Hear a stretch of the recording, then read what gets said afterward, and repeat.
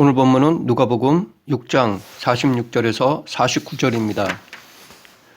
제가 초등학교 때 방학이 되면 늘 계획표를 세웠습니다. 컴퍼스로 동그라미를 그리고 시간을 정해 금을 그어 무엇을 할 것인지 적었습니다. 지금 와서 생각해 보면 지키지도 않을 거 왜 계획표를 만들었는지 이해가 되지 않습니다. 늘 전래 행사처럼 아무 생각 없이 만든 것 같습니다. 이것은 저뿐만이 아닐 것이라 생각합니다.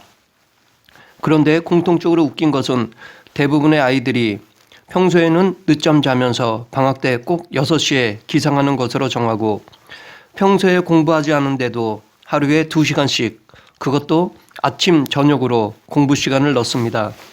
그러하기에 10중 8구 실제로 방학 계획표대로 지키는 아이들은 없었습니다. 이렇게 지키지도 않을 계획은 세우나 마나입니다. 계획을 실천해야지 그 세운 계획이 유용한 것이 되고 앞으로의 삶에 도움이 되는 것입니다. 실천하지 않는 계획은 있으나 마나한 것입니다. 이것은 우리 신앙에서도 마찬가지입니다. 오늘 본문도 실천과 관련된 이야기입니다.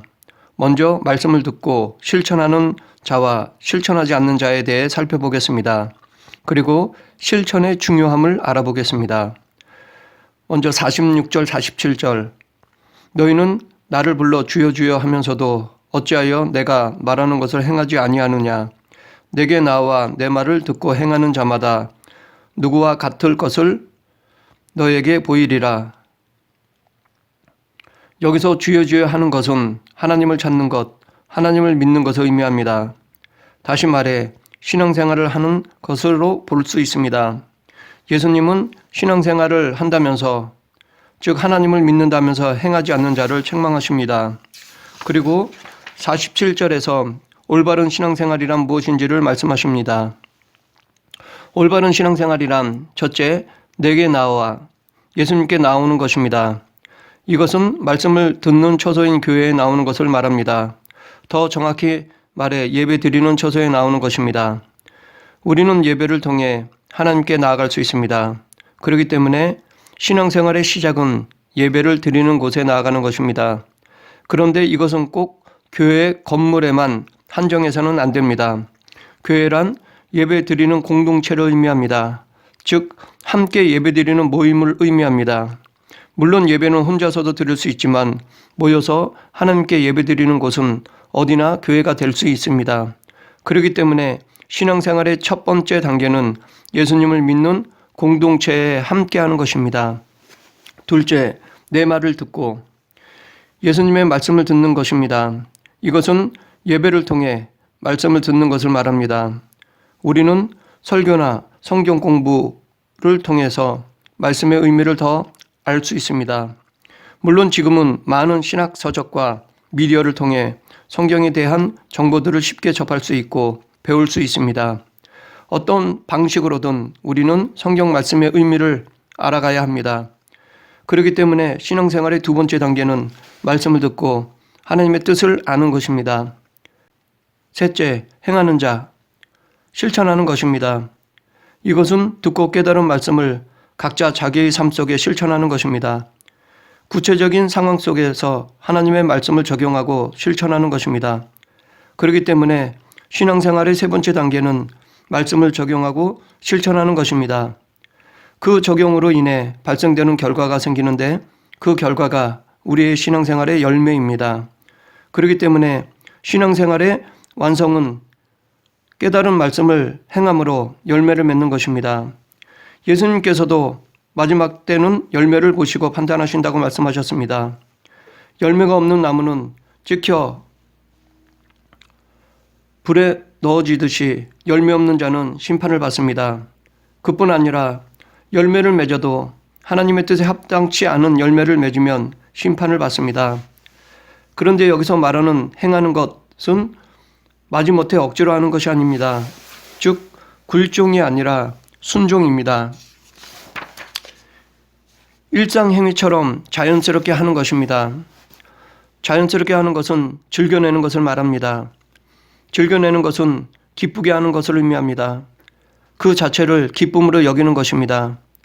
그래서 이렇게 즐겨내는 행위는 습관이 됩니다. 습관은 무섭습니다. 습관이 되면 큰 힘을 발휘할 수 있습니다. 그래서 아무리 실력이 있어도 그 분야에서 즐겨 하는 자를 끝까지 이기기는 힘듭니다. 하나님께서도 즐겨내는 자를 좋아하십니다.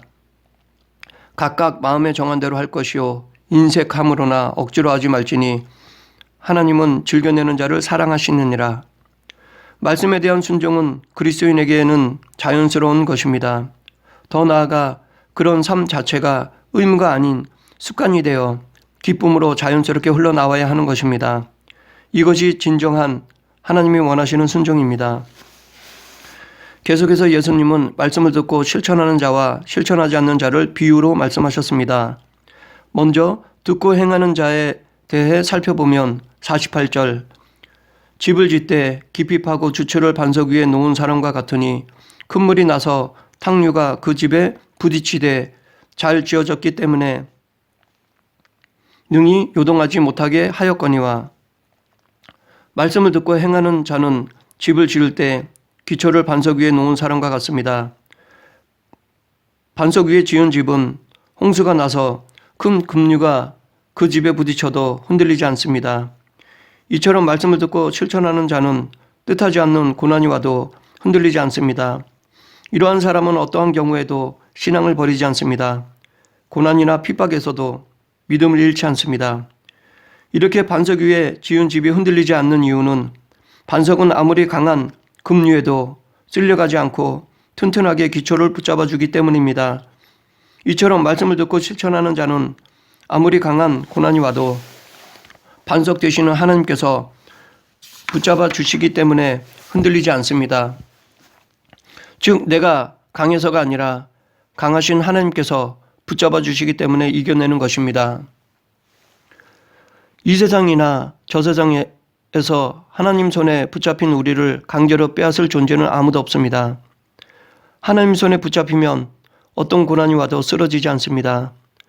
그래서 사도 바울은 로마서 8장 35절에서 누가 우리를 그리스도의 사랑에서 끊으리요 환난이나 공고나 박해나 기근이나 적신이나 위험이나 칼이랴 라고 하였습니다. 우리는 이것에 대한 예를 다니엘을 통해 알 수 있습니다. 다니엘은 믿음이 있었기 때문에 기도하는 것을 쉬지 않았습니다. 그가 하나님께 기도하는 것은 억지로 한 것이 아니었습니다. 다니엘은 하나님을 믿지 않는 나라로 포로로 잡혀갔기에 억지로 기도할 필요가 없었습니다. 그러나 다니엘은 기도를 즐겨했기 때문에 매일 할 수 있었던 것입니다. 즐겨냈기에 아무도 강요하지 않아도 할 수 있었던 것입니다. 그에게 기도는 자연스러운 삶의 일부였습니다. 그러하였기에 왕의 금령에도 불구하고 하나님께 기도를 드린 것입니다. 다니엘은 죽음보다 하나님과의 만남을 더 기뻐했기 때문입니다. 그 결과 어떻게 되었습니까? 다니엘은 사자굴에 들어갔지만 반석 대신 하나님께서 지켜주셨습니다. 하나님께서는 다니엘의 즐겨내는 믿음의 실천을 기뻐하셨기에 죽음에서 건져주셨습니다. 그리고 오히려 다니엘을 고소한 악인들을 처벌하셨습니다. 이렇게 하나님의 말씀을 듣고 행하는 자는 반석 위에 집을 지은 자와 같습니다. 어떠한 고난이나 핍박도 하나님께서 붙잡아 주시기 때문에 그를 넘어뜨릴 수 없습니다. 반면에 듣고 행하지 않는 자는 어떤 사람과 같습니까? 49절입니다. 듣고 행하지 아니하는 자는 주체 없이 흙 위에 집을 지은 사람과 같으니 탕류가 부딪힘에 집이 곧 무너져 파괴됨이 심하니라 하시니라. 듣고 행하지 않는 자는 집을 지을 때 기초 없이 흙 위에 집을 지은 사람과 같습니다. 기초도 없이 흙 위에 지은 집은 급류에 부딪히면 파괴됩니다. 이처럼 말씀을 듣고 실천하지 않는 자는 뜻하지 않는 고난이 오면 넘어집니다. 이러한 사람은 시련이 오면 신앙을 버립니다. 고난이나 핍박이 오면 믿음을 버립니다. 이렇게 흙 위에 지은 집이 쉽게 무너지는 이유는 흙은 강한 급류에 휩쓸려 가서 집을 붙잡아 주지 못하기 때문입니다. 이처럼 말씀을 듣고 실천하지 않는 자에게 고난이 오면 하나님이 아닌 것들이 붙잡아 주지 못하기 때문에 곧 넘어지고 맙니다. 즉 하나님이 아닌 것은 모두 썩은 동아줄과 같으며 그것은 헛되고 무능한 우상일 뿐입니다. 그렇기 때문에 우리가 의지할 대상이 되지 못합니다. 그래서 하박국 선지자도 새긴 우상은 그 새겨 만든 자에게 무엇이 유익하겠느냐? 부어 만든 우상은 거짓 스승이라 만든 자가 이 말하지 못하는 우상을 의지하니 무엇이 유익하겠느냐라고 하였습니다. 그러므로 우리는 하나님이 아닌 것을 의지하거나 신뢰해서는 안 될 것입니다. 물론 돈은 세상에서 큰 힘을 발휘합니다. 실제로 돈으로 안 되는 것이 없을 정도입니다. 그러나 돈으로 되는 것들 중에는 불이한 것들이 많이 있습니다. 돈으로 문제를 해결하는 것 자체가 올바르지 못한 것이기에 이런 방법으로 문제를 해결하면 나중에 그에 따른 대가를 치르게 될 것입니다. 이 세상이 아니면 저 세상에서라도 반드시 그에 대한 책임을 져야 합니다. 여기서 우리가 간과하지 말아야 할 것이 있습니다. 그것은 믿는 자에게도 고난이 온다는 것입니다. 더 자세히 말해 믿는 자에게도 하나님께서 고난을 허용하신다는 것입니다. 이것은 믿으면 복을 받는다라는 말과 상반되는 것처럼 보입니다. 솔직히 우리가 신앙생활을 하는 이유 중에 복받기 위함도 있습니다. 아니, 이것이 우리 신앙생활에서 가장 큰 비중을 차지하고 있을 것입니다. 복을 다른 말로 한다면 형통이라고 생각합니다. 즉 하는 일마다 잘 되는 것, 이것이 우리가 하나님께 가장 바라는 복일 것입니다. 그래서 신앙생활 중에 형통이 아니라 고난이 오면 하나님이 야속하기까지 합니다. 믿음이 약한 자는 이럴 때 배교하기가 쉽습니다. 그런데 하나님께서 허용하신 고난으로 인해 배교하는 것은 하나님의 뜻이 아닙니다. 왜냐하면 하나님이 허용하신 고난에는 의미가 있기 때문입니다. 그 고난을 통해 하나님의 뜻이 이루어지기 때문입니다. 그러하기에 고난을 인내하고 믿음을 지키면 하나님은 기뻐하십니다. 그리고 받은 고난에 비교되지 않을 만큼의 큰 상급을 베풀어 주십니다. 이것은 예수님의 삶을 통해 잘 알 수 있습니다. 예수님은 이 땅에 오셔서 철저하게 검소하게 사셨습니다. 그래서 예수님은 누가복음 9장 58절에서 여우는 굴이 있고 공중에서도 집이 있으되 인자는 머리 둘 곳이 없도다 라고 말씀하셨습니다. 또한 예수님은 철저히 고독하게 사셨습니다. 그래서 예수님은 죽음과 부활을 3번씩이나 예언했지만 결국 겟세마네 동산에서 마지막으로 기도할 때 그의 곁에 함께 기도한 제자는 아무도 없었습니다. 그가 잡히실 때 옆에 함께한 제자는 아무도 없었습니다. 모든 제자들은 다 자기도 잡힐까봐 도망쳤습니다. 그를 변론해 준 사람은 아무도 없었습니다. 오직 홀로 십자가를 외로이 치셨습니다. 그리고 예수님은 철저히 고난을 받으셨습니다. 빌라도는 예수님이 죄가 없다는 것을 알면서도 채찍질하고 십자가에 못 박히게 넘겨주었습니다. 로마 군사들은 예수님의 옷을 벗기고 가시관을 엮어 머리에 씌우고 조롱하였습니다. 수많은 채찍에 온몸이 찢어지고 피로 얼룩졌습니다. 마지막으로 예수님은 골고다 언덕에서 십자가에 못 박혀 죽으셨습니다. 이처럼 예수님의 삶은 고난의 연속이었습니다. 하나님은 예수님에게 고난을 허용하셨습니다.